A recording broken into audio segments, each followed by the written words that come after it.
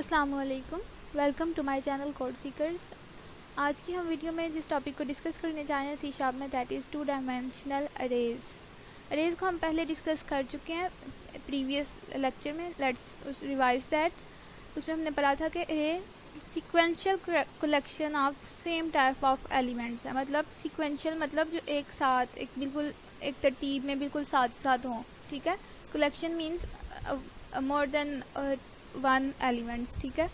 और same type का मतलब है कि उनकी जो डाटा टाइप हो वो भी सेम हो। लाइक ये जो इधर मेरे पास 10 नंबर्स हैं वो बिल्कुल साथ 10 ब्लॉक्स में एक साथ हैं, सीक्वेंशियली ही हैं, ठीक है। एक सीक्वेंस में एक साथ हैं सारे नंबर्स और एक कलेक्शन है 10 नंबर्स की और इनकी डाटा टाइप भी सेम है, सारे के सारे इंटीजर टाइप के हैं। हमने देखा था कि इसको किस तरह से हम डिक्लेयर करते हैं और सारा इससे रिलेटेड प्रोग्राम किया था। अगर आप इसको रिवाइज करना चाहते हैं तो आप इन्हीं सीरीज़ की पिछली वीडियो देख सकते हैं जिसमें हमने अरेज और फॉर ईच लूप को किया था। अब हम आते हैं टू डायमेंशनल अरेज पे। अब आप देखें सीक्वेंशियल अरेज को तो हम डिफरेंट जो है ना उसके तो यूजेस का हमें पता था, हमने लास्ट वीडियो में डिस्कस किया था कि वो कहाँ कहाँ पे यूज़ हो सकती है। लेकिन आपने मैथमेटिक्स में स्कूल या कॉलेज या यूनिवर्सिटी लेवल पे मैथमेटिक्स में आपने मैट्रिसेस को पढ़ा होगा। तो मैट्रिसेस को जब हम कंप्यूटर में इम्प्लीमेंट करते हैं, ठीक है, तो उसको किस तरह से इम्प्लीमेंट किया जाए उसके लिए हम टू डायमेंशनल अरेज लेते हैं। आपको पता है मैट्रिसेस की भी डेफिनेशन अगर आपको याद हो तो उसमें भी collection of rose and columns having well defined and same type of elements, ठीक है। मैट्रिक्स में भी यही होता है कि एलिमेंट्स सेम टाइप के होते हैं। उसके अलावा ये कि इस टाइम पे कंप्यूटर में जब हम पिक्चर्स को सेव कर रहे होते हैं तो उसको भी अगर आप लोगों को मैटलैब का अगर कभी आप लोगों को फ्यूचर में एक्सपोजर हो तो पिक्चर्स को जब हम डील कर रहे होते हैं उसमें भी हम लोग मैट्रिसेस को यूज़ कर रहे होते हैं। तो मैट्रिसेस की इम्प्लीमेंटेशन फिर कैसे होती है? 2D अरेज के थ्रू। इसलिए 2D अरेज को समझना बहुत ज़रूरी है। तो आज हम इसको डिस्कस करेंगे। इसमें भी जो है ना सेम टाइप ऑफ एलिमेंट्स होते हैं लेकिन in the form of rose and columns, ठीक है। जैसे इधर मैंने एक दिया हुआ है तो कॉलम इनके भी इंडेक्सेस 0 से स्टार्ट होंगे और ये जो है ना कॉलम और ये हमारे पास है रोज़, ठीक है। अब इसको हम प्रैक्टिकली करते हैं और उधर ही साथ में आप लोगों को बताती भी हूँ इसका जो है ना सिंटैक्स क्या है। इससे रिलेटेड जो हम आज प्रोग्राम करेंगे that will be sum of two matrices, मतलब सम ऑफ टू मैट्रिसेस जिसको हम 2D अरेज के थ्रू मैट्रिसेस को सेव करके तो फिर उनका सम करेंगे।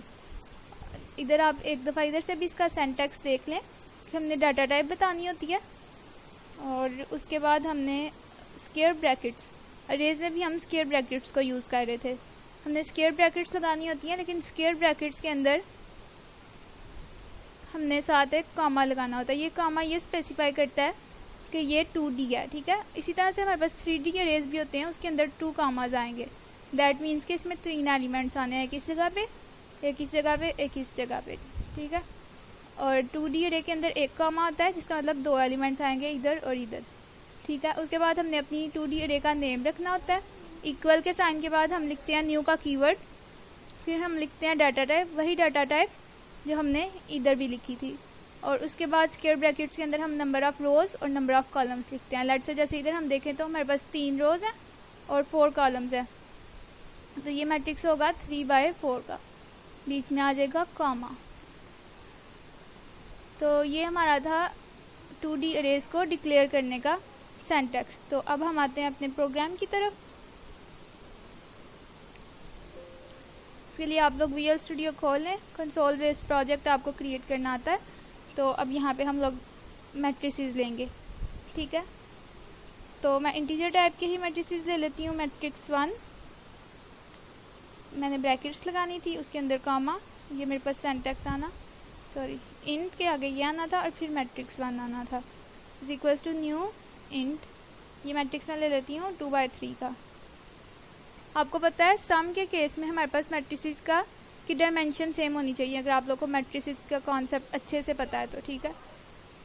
तो इसलिए मैं दोनों मैट्रिसेस की डायमेंशन सेम रख रही हूँ। अब मैं बताती हूँ, ये तो होगी ना डिक्लेरेशन मैट्रिक्स की। मैट्रिक्स की हम इनिशियलाइजेशन कैसे करते हैं, आगे लगा देते हैं ये कर्ली ब्रैकेट्स, ठीक है। अब इस कर्ली ब्रैकेट के अंदर जितनी रोज होंगी उतनी फर्दर ब्रैकेट्स लगेंगी कॉमा के साथ सेपरेट होके। मेरे पास 2 रोज थी तो मैंने ये 2 ब्रैकेट्स लगा लिया। अब हर ब्रैकेट के अंदर जितने कॉलम होंगे उतने एलिमेंट्स आएंगे, ठीक है। तो 3 कॉलम है तो 3 ये एलिमेंट्स आ गए मेरे पास। दूसरी रो में भी 3 एलिमेंट्स आ गए मेरे पास। तो ये मेरी मैट्रिक्स की डिक्लेरेशन है मैट्रिक्स की। इधर से भी आप एक दफ़ा इसको देख सकते हैं, यहाँ पे भी मैंने इनिशियलाइजेशन करवाई हुई है, ये कर्ली ब्रैकेट्स। और फिर आप ये मैंने नेक्स्ट लाइन में इसमें किया हुआ है तो ज़्यादा क्लियर हो रहा है कि ये रो 1 है, फिर कॉमा रो 2 और फिर रो 3। रो 3 के बाद कोई कॉमा नहीं है। इधर आप देखें एग्जैक्टली रो 1 4 कॉलम्स मतलब 4 एलिमेंट्स, रो 2 4 एलिमेंट्स, रो 3 4 एलिमेंट्स। इस वाली को एक्सेस करने के लिए अब हम जो है ना, ये रो 0 है तो इसके लिए जब हम लिखेंगे कि कौन सा हम लोगों ने लेट से मैंने अब इधर से इसको इस रो को अगर मैंने एक्सेस करना है तो जो ये ब्रैकेट्स है ना, इसमें जो फर्स्ट रो होती है और सेकंड कॉलम होता है, ठीक है। तो ये रो 0 है और कॉलम हमारे पास कॉलम की वैल्यू सी चेंज करेगी, वो 0 1 2 3 4 कुछ भी हो सकती है, डिपेंड्स ऑन कि कौन से कॉलम वाली वैल्यू को आपने सेट करना है। ये 0 ये फर्स्ट रो होगी और ये सेकंड, ठीक है। इस तरह से मैट्रिक्स की होती है, 2D अरे की होती है इनिशियलाइजेशन। इनिशियलाइजेशन को आपने देख लिया कि किस तरह से होती है। अब नेक्स्ट स्टेप है हमारा ये देखना कि 2D अरे में हम इनपुट कैसे लेंगे। मैट्रिक्स में मतलब 2D अरे में इनपुट लेने के लिए हमें मतलब लूप का यूज़ करना पड़ेगा। और लूप भी किस तरह से, मतलब नेस्टेड लूप के अंदर लूप, ठीक है। जैसे मैंने आपको इधर समझाया था कि ये वाली अरे है तो इसमें कांस्टेंट 0 मतलब रो नंबर 0 होगा और सी की वैल्यू 0 1 2 3, फिर रो 1 हो जाएगी और सी की वैल्यू 0 1 2 3, फिर रो 2 हो जाएगी और कॉलम की वैल्यू 0 1 2 3। मतलब इनर लूप हर रो के अगेंस्ट एक लूप चलनी है कॉलम की वैल्यू के लिए, ठीक है। तो हम फॉर लूप यूज़ करते हैं int I is equals to 0। तो I is less than row size, row का साइज मेरे पास है 2। आउटर लूप होगी रो के इंडेक्स के लिए और फिर एक लूप चलेगी जो कि होगी कॉलम के इंडेक्स के लिए। तो कॉलम का इंडेक्स मेरे पास है, कॉलम का साइज है 3 तो ये लेस देन 3 तक चलेगी। इसके अंदर अब मैं लूँगी console dot right read line और इनपुट किस में लेंगे, मैट्रिक्स 2 के लिए मैं यूज़र से इनपुट ले रही हूँ। तो यहाँ पे आई कॉमा जे आएगा, ठीक है। आई कॉमा जे के अंदर मैंने इनपुट लेनी है, इधर लिखना है और कन्वर्ट डॉट टू इंट 32, ये है सिंटैक्स इसका। देखें अब एक दफ़ा आई की वैल्यू 0 थी, अंदर आए और अब ये लूप चलेगी जे की वैल्यू 0 से लेस देन 3 तक, मतलब 0 1 और 2 के लिए आई की वैल्यू 0 रहेगी, 0 1 2 के लिए इनपुट ली जाएगी, फिर ये लूप एंड हो जाएगी और दोबारा से कंट्रोल आउटर लूप में आ जाएगा। आई की वैल्यू 1 हो जाएगी, फिर से 0 1 2 आई की वैल्यू 1 मतलब सेकंड रो के लिए इनपुट ली जाएगी। इस तरह से ये लूप इनपुट लेती है। मैं इधर साथ कंसोल डॉट राइट लाइन भी कर देती हूँ। तो एंटर 3 वैल्यूज़ फॉर रो, कौन सी रो के लिए करनी है, आयत रो के लिए। अच्छा एक चीज़ कि अगर मेरे पास रो 1 है तो उसका इंडेक्स 0 होगा, तो यहाँ पे यूज़र्स को तो हमने 0 से काउंटिंग नहीं दिखानी उतना, ये तो प्रोग्रामर्स की काउंटिंग है कि उन्हें पता है कि फर्स्ट रो का मतलब है 0th इंडेक्स, ठीक है। तो अगर आई की वैल्यू 0 होगी तो रो 1 होगी, तो आई प्लस 1 कर दी है मैं यहाँ पे, ठीक है। अगर आई की वैल्यू जब 1 होगी तो 1 + 1 इज़ 2 रो, सेकंड रो के लिए इनपुट करें वैल्यूज़। इस तरह से ये जो है ना वैल्यू शो करवाएगा। ये तो हो गया अब इनपुट का काम। हमारा नेक्स्ट स्टेप है, अब हमारा नेक्स्ट स्टेप है जब यूज़र ने इनपुट डाल दी, मैट्रिक्स 2 के लिए यूज़र से इनपुट ले रहे हैं और मैट्रिक्स 1 को हमने खुद से इनिशियलाइज करवाया हुआ। Next step is sum of matrices. Sum of matrices के लिए अगर आपको पता हो तो मतलब जो हमारे पास फर्स्ट एंटिटी होती है ना उसको लाइक इधर अगर मैं बना लूँ मैट्रिक्स से 0 1 2, ठीक है, और ये दूसरा मैट्रिक्स है 3 5 7 8, ठीक है। ये दो मैट्रिसेस हैं आपके पास डिफरेंट, और इनका अगर आपने सम करना है तो जो ये फर्स्ट एंट्री होगी ये दूसरे कॉलम की फर्स्ट एंट्री में सम होगी, और जो ये सेकंड वाली होगी ये इसमें होगी। मतलब दोनों मैट्रिसेस के जो सेम इंडेक्सेस पे वैल्यूज़ हैं उन्होंने आपस में सम होना होता है, ठीक है। तो इसके लिए हम इसका मतलब यही लूप का कॉन्सेप्ट यही वाला यूज़ होगा कि inner loop outer loop, outer loop लगाएंगे और इनर लूप लगाएंगे और सेम इंडेक्स की वैल्यूज़ को सम कर लेंगे। ऐसे सम को सेव करने के लिए भी हमें एक थर्ड मैट्रिक्स चाहिए था, ठीक है। उसका नाम मैंने सम रख लिया, उसको डिक्लेयर कर देते हैं इस तरह से। ये डिक्लेरेशन थी हमारी न्यू इंट 2 and 3, ये हमारी थी डिक्लेरेशन। इसके लिए हम वही लूप लगाते हैं। अब ये इनर लूप आएगी in j is equals to 0, j is less than 3 j++, और इसके अंदर मैंने क्या करना है सम ऑफ आई जे, मतलब जो सी भी एंट्री होगी उसके अंदर matrix 1 of I J plus matrix 2 of I J की वैल्यू को सम कर देना है। और फिर इसी तरह से लूप लगा के तो हमने मैट्रिक्स को प्रिंट भी करना है।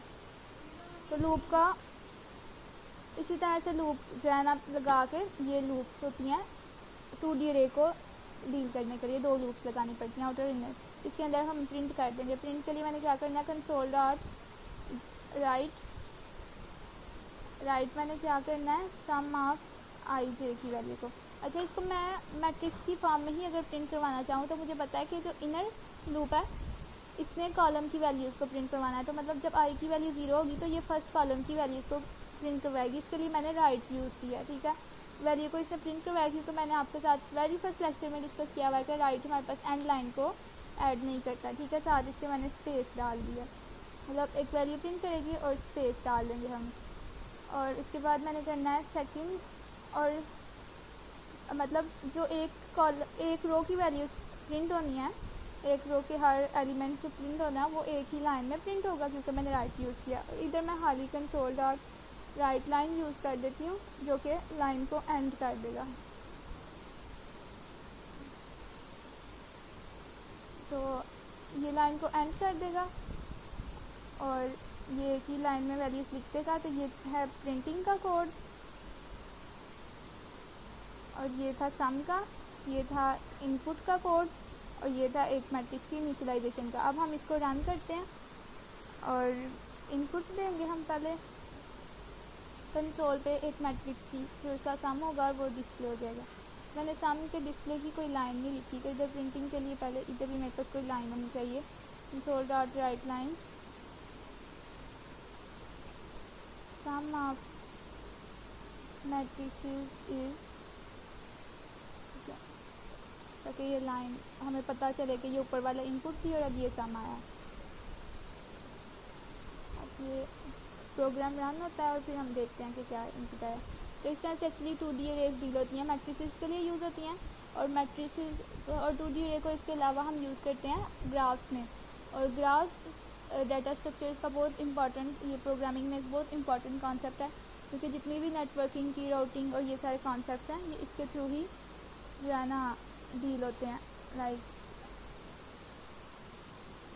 आप बात करें केमिस्ट्री अगर आपने पढ़ी है तो उसमें जितने भी हाइड्रोकार्बोनेट्स हैं उनकी इम्प्लीमेंटेशन जब हम जो है ना कर रहे हो उसमें भी ये यूज़ होते हैं, क्योंकि वो ग्राफ्स के थ्रू इम्प्लीमेंट होते हैं। ग्राफ्स को हम कंप्यूटर में इम्प्लीमेंट करते हैं 2D अरेज के थ्रू, ठीक है। अच्छा, अब यहाँ पे वो मुझसे फर्स्ट रो के लिए एंट्री ले रहा है, मैं एंटर कर देती हूँ वैल्यूज़ 1 5 10 सेकेंड रो। अच्छा, ये देखें एक्चुअली यहाँ पे मैंने यूज़ किया था i+1, तो वो प्लस मैंने आपको बताया था कनकैटिनेशन के लिए यूज़ होता है राइट लाइन में, तो इसलिए उसने जो है ना प्लस को कनकैटिनेशन के लिए यूज़ किया। आई की वैल्यू 0 थी तो ये 1 तो 0 1 प्रिंट करवाया, आई की वैल्यू 1 हुई तो उसने 1 प्रिंट करवा दिया। तो अभी मैंने ब्रैकेट्स लगा दिए तो इस वजह से ये सम करेगा अब इसको अंदर और फिर कनकैटिनेट करेगा।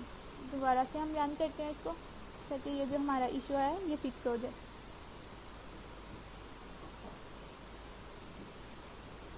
तो देखें अब होपफुली ये फिक्स हो गया होगा issue. Yes, the issue is fix now. अच्छा, 2 रोज़ में एंट्री करनी थी, 2 रोज़ थी हमारे पास और 3 कॉलम्स थे। तो ये मैंने एंट्री की और मेरे पास ये आ गया 2 मैट्रिसेस का सम।